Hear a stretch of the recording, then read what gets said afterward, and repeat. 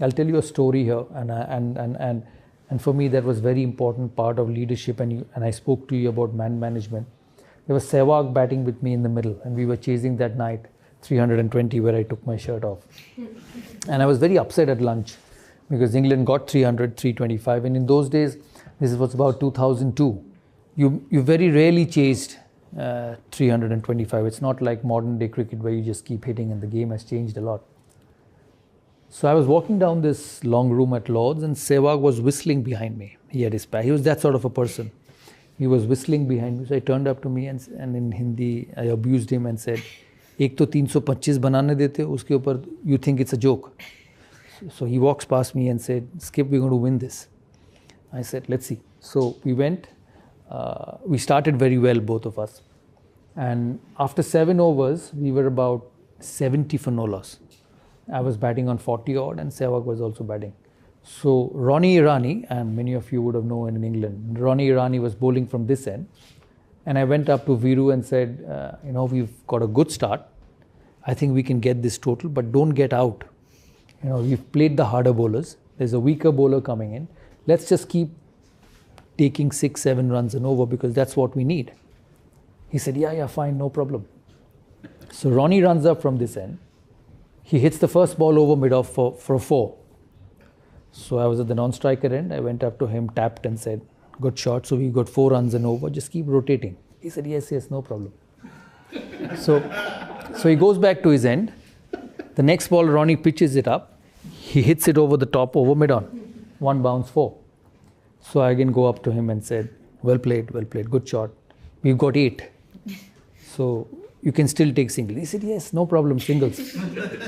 The next ball, Ronnie Irani pitches up. He sits down and sweeps right from the middle stump. It would have hit his pad. He was gone. It went for 4. I did not go up to him. And he did not even look at me because he understood. So he turned his face, took guard and batted again. The next ball, he again hit him over covers for 6. So there were 5 balls. He hit 5 boundaries. And the 6th ball, he took a single, and as he was walking past me and said, "I've taken a single." And this is happening in the middle. And we got 22 runs that over. He smashed him. He was so good. So I was furious at the other end because he did not listen to me. So I had 2 options. Either I woke up at the middle and given him my peace of mind. So I took a couple of minutes to pull myself back and went up to him and I said, keep concentrating. So I didn't tell him anything. He played an absolute blinder of a knock and we won. We finished the game, we won, and as I sat in this dressing room upstairs, he was slightly far away from me and I was sitting here. I kept thinking to myself, I said, today you won this game because that gentleman at the other end just took the opposition bowler on. And what were you thinking of telling him? That be conservative, take a single, go to the next over. But here was one person who felt that he could hit him for 20 in that over and turn the game around. And I say this to all of you here because sometimes as a leader, when you work with different people, you have your own way of doing things, your own way of being successful, and you go and tell him, hey, this is the way I think is right. Let's do it. And we'll win that way. But there's the other person who's more talented, who's more gifted, who looks at things differently and probably has a better solution than you. And it was Sehwag that day who had a better solution than me.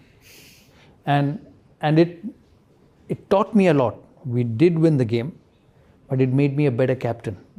And a couple of days later, I met him at the breakfast. I said, why did you do this?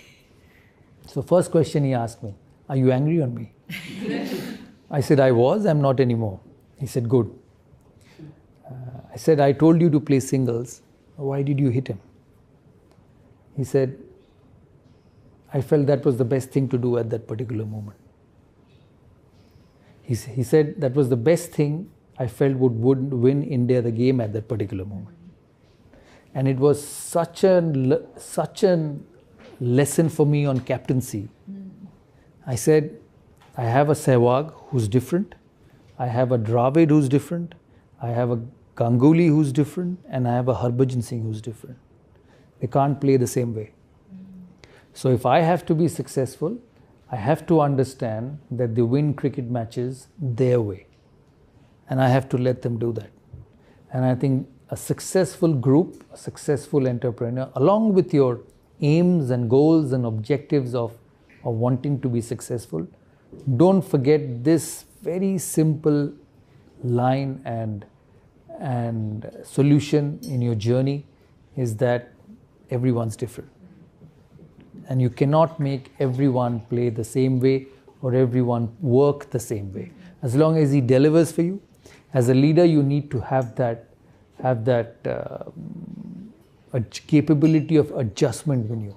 And I say that, when you manage individuals, you have to manage them differently. Yeah, and you cannot expect every individual to behave, react, work, and do things the same way.